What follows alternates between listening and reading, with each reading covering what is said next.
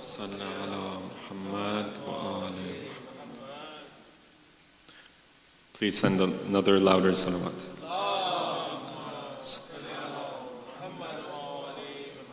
So in the past few nights, again, the various dimensions of our connection and our wilayah with Allah. First is in terms of Allah being our Khaliq, our creator. Then in terms of Allah being our Rabb, our sustainer. And then last night I mentioned the mercy and the love that Allah has towards us, the compassion either.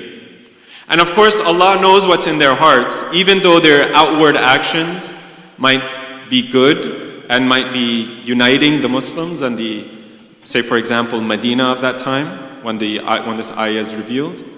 Even though their outward actions might seem to be good, Allah knows what's in their hearts, and so He says their hearts have this disease and they're blind and they're deaf and they're dumb. And so Allah will give them the punishment in the hereafter. So in this world and in the hereafter, the munafiqun are cursed and damned.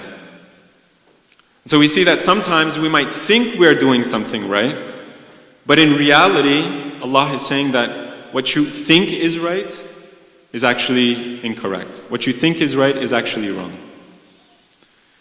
And so Allah gives us in His infinite blessing and in His infinite love, Allah gives us the means to guidance. Allah gives us the means to what is right and what is wrong. He tells us that this is the path that you have to take. He gives us the map to that moral world. He tells us this is the path. And Allah does this time and time again. In Surah Al-Baqarah, in that first few ayahs, Allah mentions this. He says, أعوذ بالله من الشيطان الرجيم بسم الله الرحمن الرحيم ألف لام ميم ذلك الكتاب لا ريب فيه هدى للمتقين الذين يؤمنون بالغيب ويقيمون الصلاة ومما رزقناهم ينفقون. Allah says, Alif Lam Mim, these words these letters that only Allah knows what they mean. Then He says, that book, ذَلِكَ الْكِتَابِ لَا رَيْبَ فِيهِ, there is no doubt in it. So here in the beginning of Surah Al-Baqarah, we see that Allah is talking about truth. Allah is talking about knowledge. لَا رَيْبَ فِيهِ, there's no doubt in this book. هُدًى لِلْمُتَّقِينَ, this is a path of guidance for who? Not for everybody. For the muttaqeen. For specific people. And we have other places in the Quran where Allah says this book is actually will misguide certain people. So this Quran, for example, if you're thinking about, giving someone the Quran, if they're not truly in search of knowledge, this Quran will actually misguide people. The same Quran that is supposed to guide them will misguide them. So Allah says this book is specific and it's designated for the muttaqeen. And then Allah goes and describes what the attributes of the muttaqeen are. But I want to just spend a little bit of time talking about what does it mean? Why does Allah say muttaqeen specifically? Sallu ala Muhammad wa ala Muhammad. Time and time again in the Quran, Allah doesn't talk about, for example, there are these 5, for example, pillars of Islam that you all have to believe in. There are these, for example, 10 things that every single Muslim has to do. The way Allah describes what He wants from us is in terms of specific people. So in Arabic, when it says muttaqeen, it means the pious. It doesn't mean Allah doesn't want piety from us. It doesn't want, say for example, for us to believe in certain things or for us to do certain things. He wants us to be a certain type of person. What this means is, if you, for example, take an example from our day-to-day lives. If you give a plan, a blueprint, to say for example, a copy machine. You can copy that blueprint 1,000 different times. Right? Say for example, you're trying to build a house, and then you copy this blueprint, and then you get 1,000 different blueprints. There's a difference between that and a person who is an architect or an engineer and who can build that, who can draw that blueprint on his own and he can produce something. We wouldn't call that copying machine an engineer. We wouldn't call the engineer just a copying machine, because the engineer is someone who has been able to acquire certain skills. He has a certain knowledge and he has a certain practice such that he can create something out of nothing. He can draw a blueprint. He can even help build the house. But a copying machine can't do that. For example, an artist or a sculptor, the difference between a person who sculpts and one of these 3D printing machines is that the fact that this sculptor has acquired certain skills in himself. And it's not just knowledge, by the way. If, for example, a person who goes to school and he learns about all the theories about how to, say, for example, produce artwork, or he learns about all the theories for, say, engineering or medicine, until they come and start practicing it, then they won't have that knowledge. They won't have that ability to go and heal someone for a doctor, or for them to go and build a building for, say, an engineer or an architect. So what Allah is telling us is that I don't want just someone who knows, say, for example, theory. I don't just want someone who doesn't understand what it means to be a good person. And time again, Allah calls us to be good, not to just do good. In our society, a lot of times we focus on how much good a person does. Right? He gives this much charity. He, for example, visits the sick this many times. He does all of these good things. And we see the kind of the superficial aspect of what goodness is. He does all of these good things. But what Allah is saying is that don't just look at the superficial. Even if someone who is evil does something that is good, that's not what I'm looking for. So you have this very famous and widespread report, hadith from the Prophet Muhammad al-Mustafa sallallahu alayhi wa alayhi.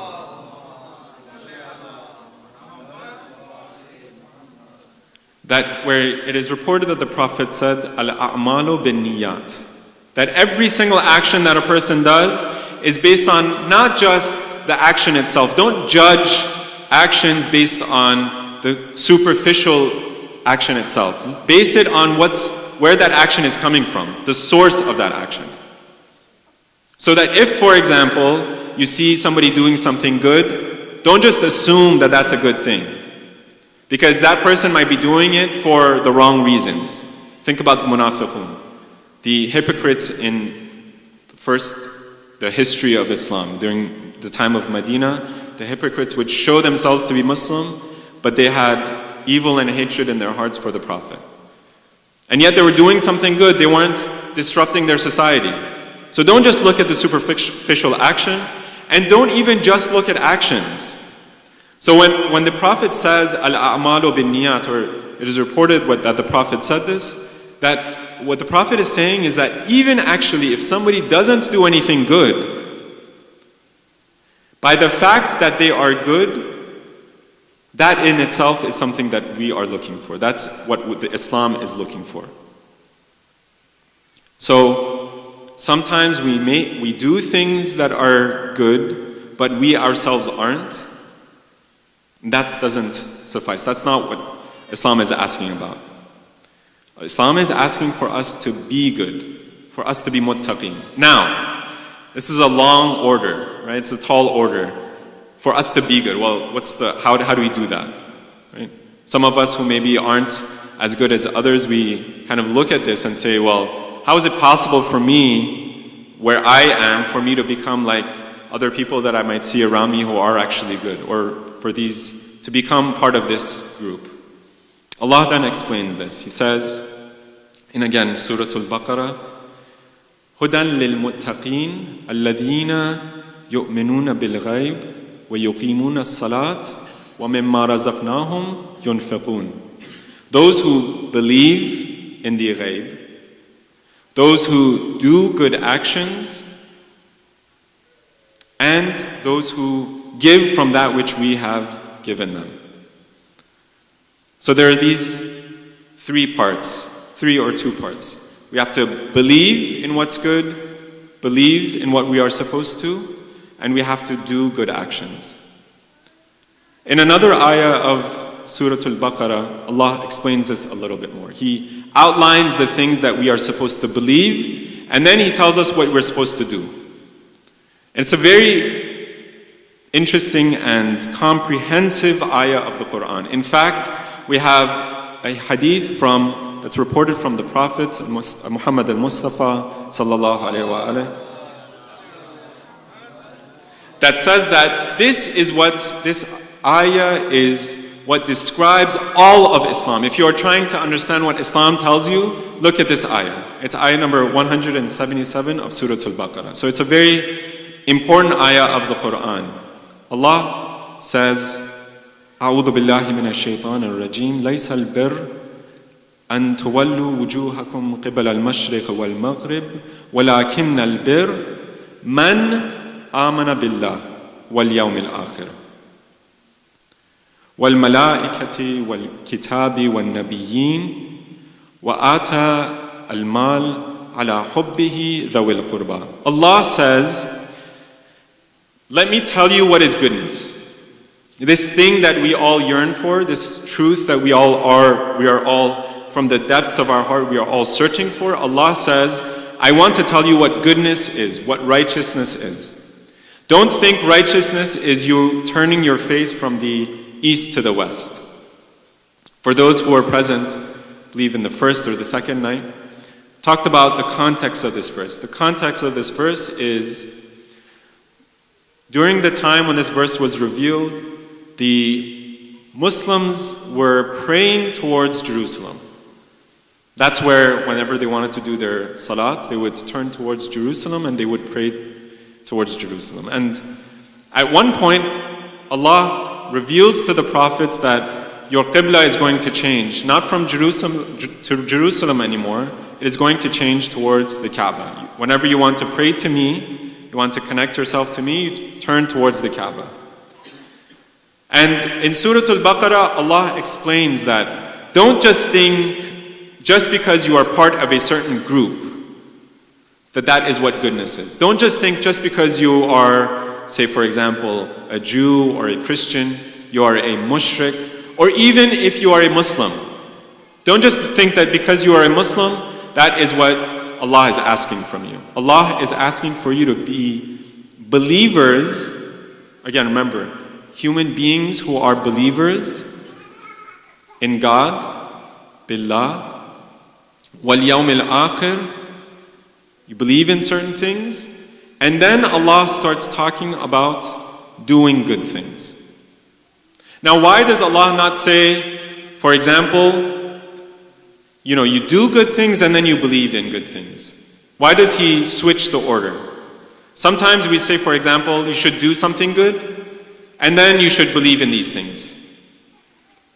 Sometimes we say, no, Allah says, they believe in good things and then they do good things. There's a difference between the two. Allah says, when you are trying to become a good person, trying to become a good human being, you first have to believe in certain things. And we get an understanding of this from that Surah Al-Baqarah. Again, those munafiqun, they didn't have the right compass, the moral compass that Allah was trying to give them. They didn't recognize that Allah is the source of goodness and truth. And until you recognize that, then you won't be able to understand which way to turn. Until you don't recognize that Islam is the religion that Allah has given us. And it is through Islam that we can understand goodness and understand evil, then you won't be able to do good and to be good. So we first have to believe in what's right, and then we have to work at it. So again, think about that engineer, or even, for example, when we're trying to train our kids to, say, ride a bike. What do they have to do? We have to kind of teach them the theory, and then all of a sudden, we put them on the bike, and then they start pedaling.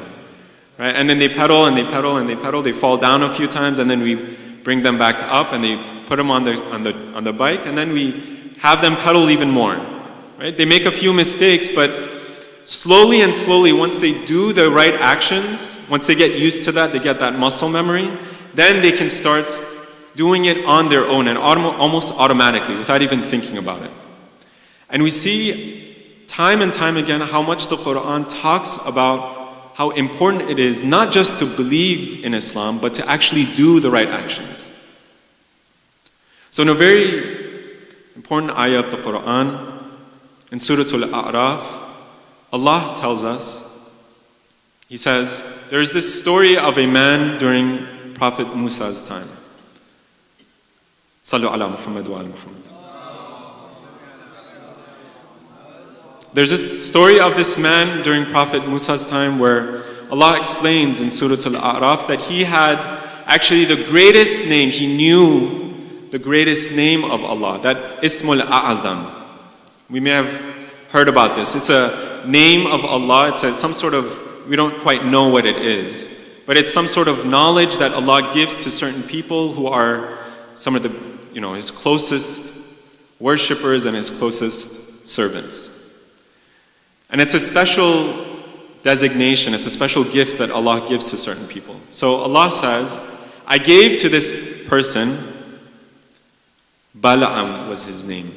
I gave to this person during the time of Prophet Musa this special ability, such that whenever he uses this name to call upon me, then I will grant him his wish.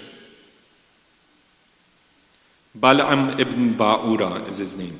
And this person, he uses this name, he maybe uses it throughout his life, but at a certain point, Bal'am becomes a sort of a close companion of Pharaoh.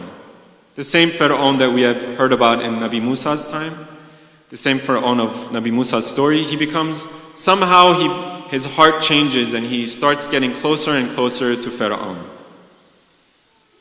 Even though he was at one point a close worshipper of Allah, he becomes close to Pharaoh, and when Nabi Musa comes and tells Pharaoh that, you should believe in the one God and you should reject your religion, and then Nabi Musa tells Pharaoh that you should let me take the Jewish people, the Jewish community outside of Egypt and so on and so forth, stop enslaving them and doing injustice towards them. Pharaoh turns to this person, Bala'am, and he says, I know you have special powers. I know you know special things. What I want you to do is I want you to go and pray to your God to have him make Musa come back to Egypt and imprison Musa for me. I want you to pray to God so that you can imprison Musa and his people. And what's interesting is in Surah Al-A'raf, Allah explains just the essence of this story. And He says, tell them about the person who we gave our signs, and then he turned away from them, from those signs. آتَيْنَاهُ آيَاتِنَا فَانْسَلَخَ مِنْهَا. We gave him our signs, and then he turned away from them. And as the story goes, Bala'am rides on his donkey. He's this person who was very was a great worshipper of Allah. He had a lot of zuhd, and he was sort of like one of those people who you would expect to ride in a, maybe not the best car. He had this appearance of being a really devout person. And so he rides his donkey, and if you think about a donkey, there was horses back then. And when we say a donkey, that means someone who is really kind of showing his devoutness and his piety. And so he rides his animal, and then he hits his animal so that it can go forward. And his animal doesn't move. This donkey that he's riding doesn't move. And then Allah, in this, it's actually a hadith that's reported from Imam Reza, alayhi salam.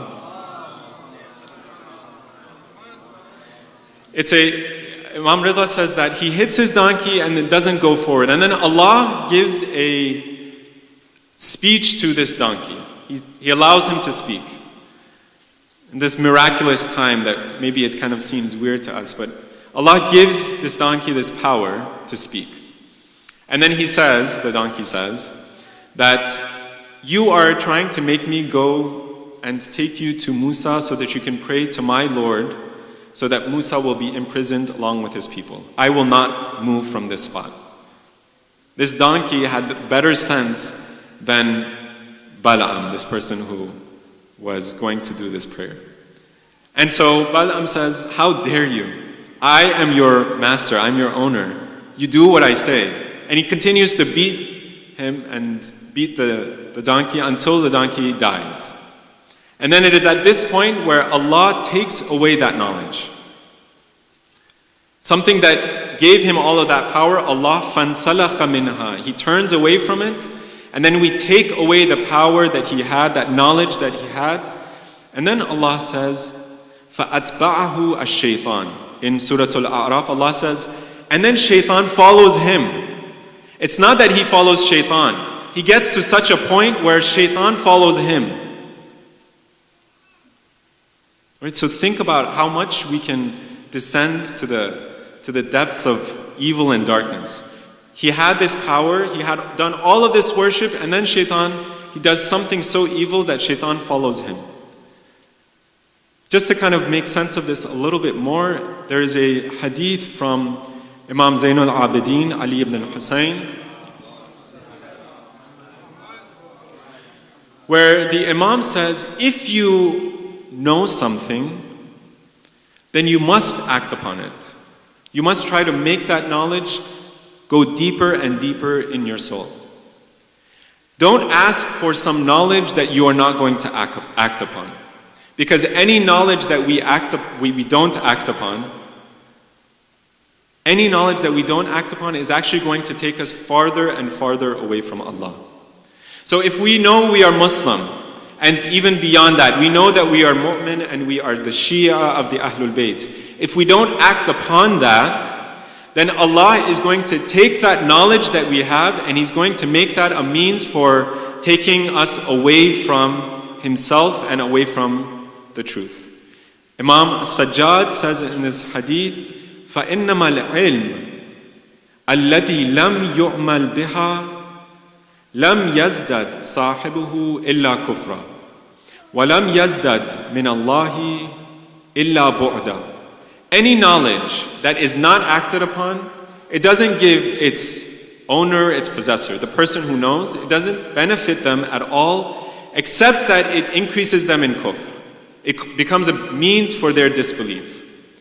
And then Allah says, especially if this is knowledge of your religion. If you don't act upon that knowledge, then that actually takes us away from Allah. It makes it a means, Allah makes it a means for us to be taken away from Allah. So coming back to our initial discussion, Allah, in His connection to us, in His intimate connection, His wilaya to us, He is first of all our creator, our sustainer, the person, the being who is the most compassionate towards us, and then He is also the one who guides us back towards Him. And the means through which He guides us back towards Him is that religion, is Islam, and Islam is basically, in a nutshell, Islam is right belief, right action, which will make us into muttaqeen, which will make us into a special type of person. And the more we act on that knowledge, and the more we try to learn, then that makes us into the type of person that Allah wants us to be. Sometimes we don't know what that means. We said that it is Allah that comes towards us. Allah gives us the means to get closer to Him. And He gives us that map. But sometimes He doesn't tell us what that map is. Why should we, for example, do salat? Can somebody tell me, for example, why we have to do salat 5 times a day and not 6 times a day? Why is it, for example, that we have to pray, so for example, 4 rak'ah in our dhuhr prayer, 4 rak'ah in our asr prayer, and so on and so forth? Do we have that understanding? Do we know why that is? We don't. It is a command that Allah has given us. Sometimes He tells us the reason why He gives us a command, and sometimes He doesn't. And if we're trying to think about what wilaya is, the word wilaya in Arabic, especially during the time of the Prophet, when this ayah of Surah Al-Ma'idah was revealed, during the time of the Prophet, Muhammad al-Mustafa, it was used in a very particular way. So for example, when we say the word Mawla, we use this word a lot, Mawla. Man kunta mawla fahada aliyun mawla. What does this word mean? The most prominent example of what this word was used during the Prophet's time, it was used to refer to a particular relationship between a master and his slave. Between a master and his servant or his slave. So think about a society where you have slavery still going on, and think about the relationship between a master and his slave. So a master will, for example, tell his slave to, for example, go and bring me water, or to do this, whatever it is, to do this action or that action. The slave doesn't have any right to ask his master, well, why do you want me to do this? A slave has to be obedient to his master. He has no choice, right? He doesn't get paid to make decisions. He doesn't actually get paid. So slavery, think about the institution of slavery in our society. But in Islam, there is a very particular ahkam that was revealed by the Prophet. We don't need to get into that. That's a whole different discussion. But thinking about how slavery worked before the Prophet came. The slave didn't have any rights whatsoever, right? And actually, what's interesting in Arabic is that both the master was called the Mawla and the slave was called the Mawla. So it's talking about a relationship, right? And the master would tell his slave to do whatever he willed. Whatever the master wanted, the slave had to do it. Slave couldn't ask why. He doesn't know the reason why. And that's not his point. The point isn't to ask why. And it is this relationship that Allah asks us to do. When we look in, for example, our ahkam, a lot of times Allah gives us the reason why He wants us to do something. So for example, in specifically the case for salat, Allah says, "Inna salat tanha anil fahsha'i wal munkar." As-salat is the means by which you can stay away from fahsha, from corruption and evil and munkar. Salat is that daily practice that we have in our lives that keeps us away from this evil that occurs, that evil that kind of creeps into our heart and creeps into our actions. It helps us stay away from that. And we know in Allah's wisdom, in His infinite wisdom, that He, not just in the case for salat, but in all of the ahkam, all of the actions that He commands us to do, there is a wisdom that He commands us for it. And so, for example, in particular, when we look at the study of fiqh in Islamic sciences, we see that there are 3 steps to ahkam. The first step is called al-milak. It's basically the good that Allah that Allah has created in the world. And then there is this level called irada. That Allah wants us to reach that goodness. He wants us to reach a particular goodness. And then Allah makes this decision. Imagine, for example, a person who is making a law. He's writing a law. He's saying that there is this goodness that I want you all to do and want you all to reach, and there's this evil that I want you to stay away from. And Allah has created this good and evil in the world. And so He says, I want you to do salat for this reason. I want you to, for example, stay away from murder and doing all of these bad things for these reasons. Okay?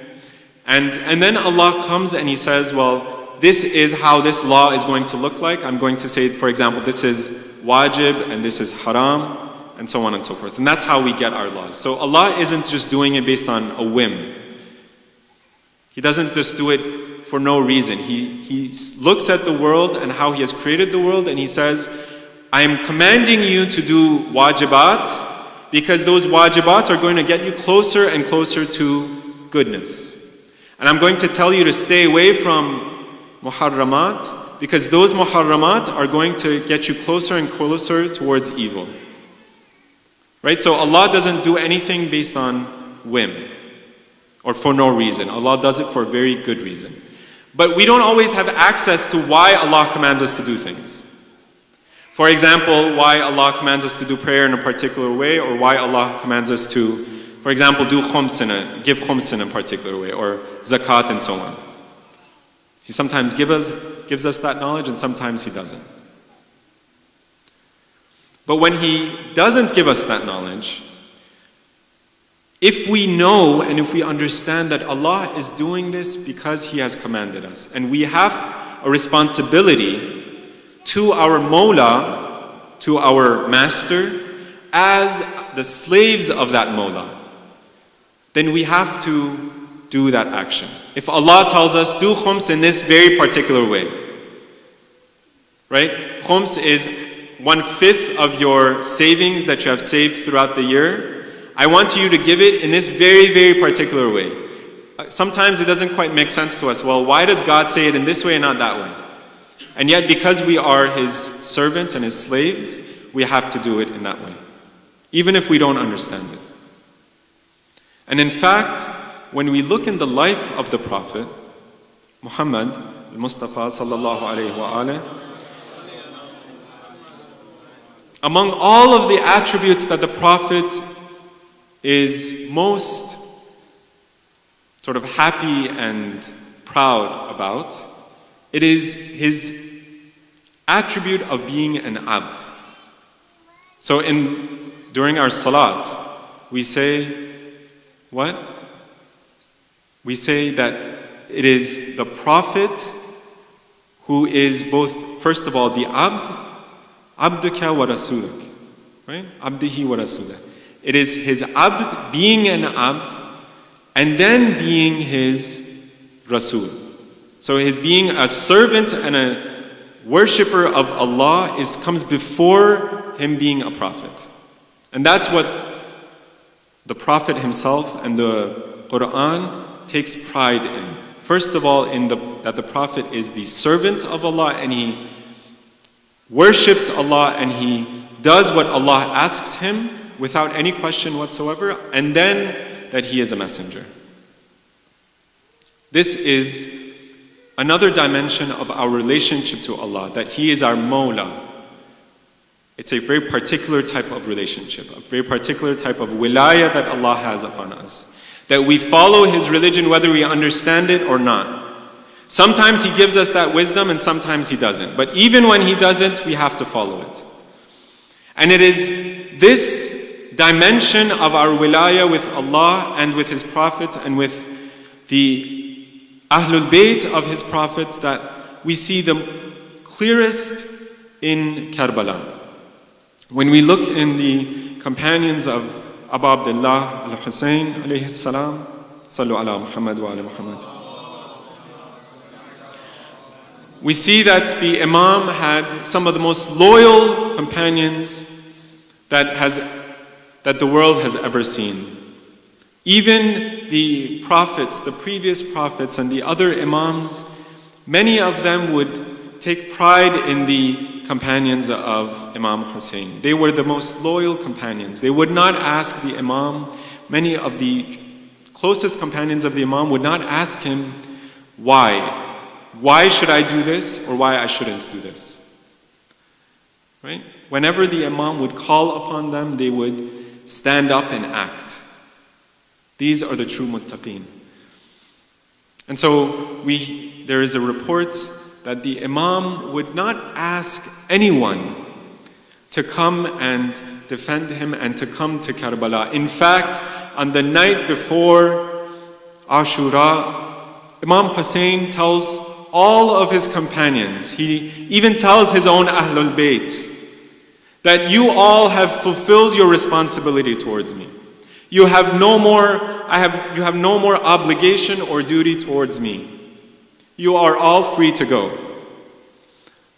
Imam Hussein looks to his companions and says, you are all free to go. And then one after another, his companions look to the Imam and say, Ya Aba Abdullah, Ya Hussein, we will never leave you even if we are killed 1,000 times. If we die 1,000 deaths, we will stay with you, Ya Aba Abdullah, Ya Hussein.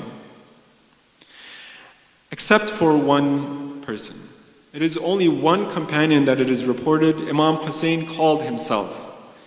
He wrote a letter to Habib. Habib was in Kufa. He was one of the closest companions of Imam Hussein. And it was at a time when Kufa was under surveillance. There was nobody that was allowed to leave Kufa or enter Kufa. And yet Imam Hussein sends a letter to Habib calling him towards himself, calling him towards Karbala. Because Imam Hussein had seen that time and time again reinforcements were coming for the enemy army. Lady Zainab, it is reported in some of the maqatil that Lady Zainab kept looking at the other side, the enemy, and there were reinforcements coming time and time again. Lady Zainab looks to Imam Hussein and she says, Ya Hussein, is there anyone who's going to be coming for us? Time and time again, reinforcements, troops are coming to support the enemy army. Is there anyone who will support us? And so Imam Hussein writes a letter to Habib. He says, Oh Habib, you were once our closest companion. Is there a time when you as well will come and join us? Oh Habib, I miss you. Oh Habib, why don't you come and join us as well? Why don't you come and join me? And so this letters through some way that the Imam only knows. This letter reaches Habib, and Habib takes the letter and he opens it, and it is said that his wife was also there, and Habib reads the letter, and he reads it as well for his wife, and he says, what do you think about this letter? Hussein is calling me towards him. Should I go and answer the call of Imam Hussein or should I not? And it is said that don't think Habib wasn't going to go. He was just trying to see how his wife would react. And his wife says, Oh Habib, if you are doubting whether you should go or not, if it's even coming into your mind whether you should not go, give me your sword and I will go and protect the son of Fatima. If you are not going to go, I will protect him. And so Habib says, no, I will go myself and I will protect him. I am only concerned about what will happen to you after I am gone. And so Habib leaves and he comes towards the camp. And it's only one person, but Imam Hussein, even though there are thousands and thousands of enemy soldiers, Imam Hussein only wants these few men that are the closest companions and their most loyal companions of Aba Abdullah. He only wants these people. So don't look at the surface. And so Imam Hussein sets up the banners and he says, this banner though, this one banner is for a person that I am expecting. And the companions of Imam Hussein are wondering, well, we are the only ones who are here. There's no one else who is going to come and help us. And yet Imam Hussein knows that there is one more person who is going to come and join. And so when Habib comes to join Imam Hussein looks to him and says, welcome Ya Habib. We have been waiting for you. Where have you been? Look at the enemy soldiers, they have surrounded us and they have cut off the water to the camp. And so Imam Hussein hands him the banner. Habib had many friends among the companions. He knew, all of the companions knew each other. There was one friend though that Habib was closest to, Muslim ibn Awsaja.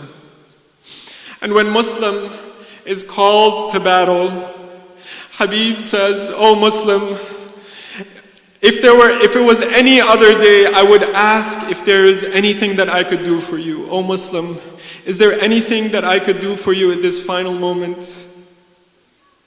And when Muslim is struck down, Muslim looks to Habib and says, Usika bihada, don't ever leave the side of Imam Hussein. I beg you, don't ever leave the side of Imam Hussein. And so Habib sticks to Imam Hussein and he takes the word of Muslim to heart.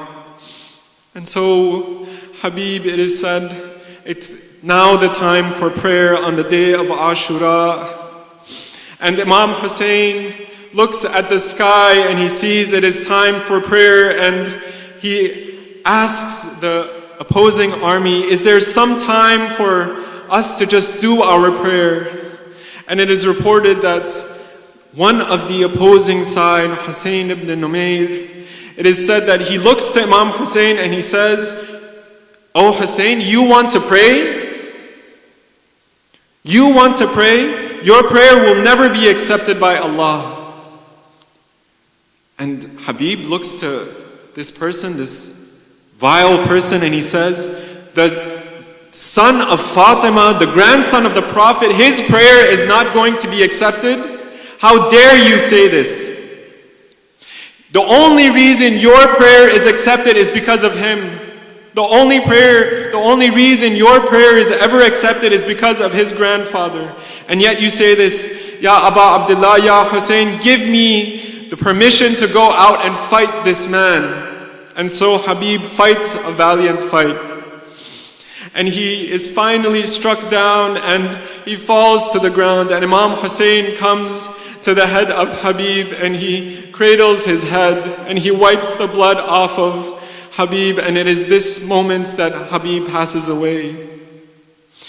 And yet, when it is reported that when the heads are raised on the spear and they are taken to Kufa, the person who had the head of Habib, he sees that there is a child following behind him. He sees that there is a little child following behind him, and he starts fearing, well, who is this kid? Who is this child? Who is this young boy? And he turns to this young boy and he says, who are you? What do you want from me? The young boy says, you are holding the head of my father. I recognize that head. Why do you have that head? He says, give me that head so I can cradle it. And then Zain al-Abidin, Imam al-Sajjad says, look, Ya Aba Abdullah, Ya Hussein, this man who has the head of Habib, he is afraid of a young boy. And yet I keep looking at yours, I keep looking at your head. And what are these people afraid of when they have raised the head of the son of Fatima, when they have raised the head of the son of the Prophet of Allah? Inna lillah wa inna ilayhi raji'un wa saya'lamu alladhina zalamu ayya munqalabin yanqalibun. Sallu ala Muhammad wa ala